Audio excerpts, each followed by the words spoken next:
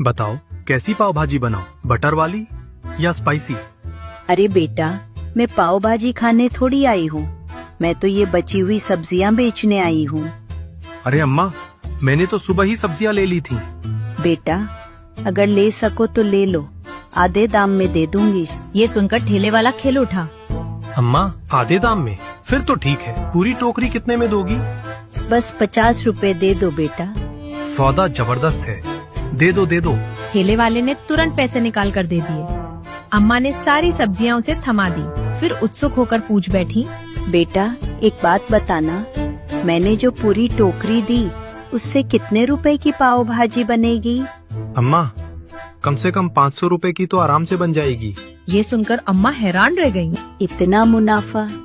अम्मा वहाँ से चल दी, लेकिन मन में ठेले वाले की बात घूमती रही। रास्ते में उन्हें सूरज का बिरयानी वाला ठेला दिखा। वहाँ भारी भीड़ थी। अम्मा ने भीड़ देखी और मन में सोचा, ये लोग थोड़े से खर्च में इतना मुनाफा कमा लेते हैं, अगर मैं भी कुछ ऐसा करूँ तो? रेजोनेंस। अचानक उनके मन में एक नया विचार बिजली की तरह कौंधा। क्यों ना मैं अपनी सब्जियों से बिरयानी बनाऊं? सब्जी बिरयानी नई डिश होगी, सबको पसंद भी आ सकती है और लागत भी कम पड़ेगी। अम्मा पूरे रास्ते यही सोचती रहीं। घर पहुँचते पहुँचते उनका मन उम्मीद से भर गया था।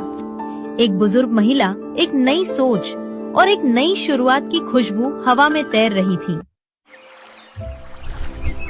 अगली सुबह सूरज अपने मन में कई सवाल लिए मुखिया जी के घर पहुंचा। मुखिया जी, मुझे आपसे एक जरूरी बात करनी।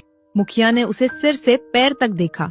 हाँ सूरज, बोलो क्या हुआ? सूरज की आवाज भारी हो गई। मुखिया जी, अब मैं बड़ा हो चुका हूँ, आपके सारे काम करता हूँ, आपकी हर बात मानता हूँ।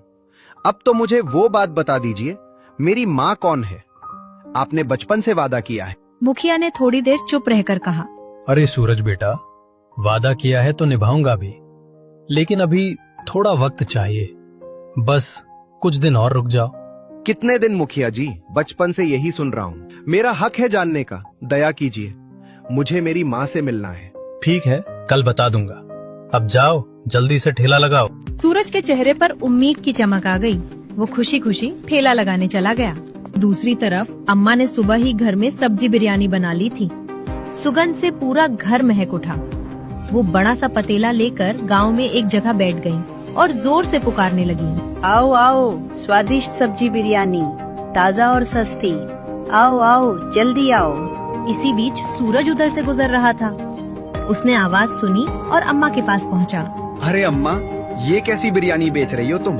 अरे बेटा, ये अनोखी बिरयानी है, सब्जियों से बनी हुई, चखोगे क्या? नहीं नहीं, रहने दो, मुझे खुद भी अपना चिकन बिरयानी का ठेला शुरू करना है, मैं चलता हूँ। वो बिना चखे वहाँ से चला गया। सूरज ने अपना ठेला शुरू किया, पर आधा घंटा बीत गया, फिर 1 घंटा, फिर 1.5 घंटा, कोई ग्राहक नहीं आया।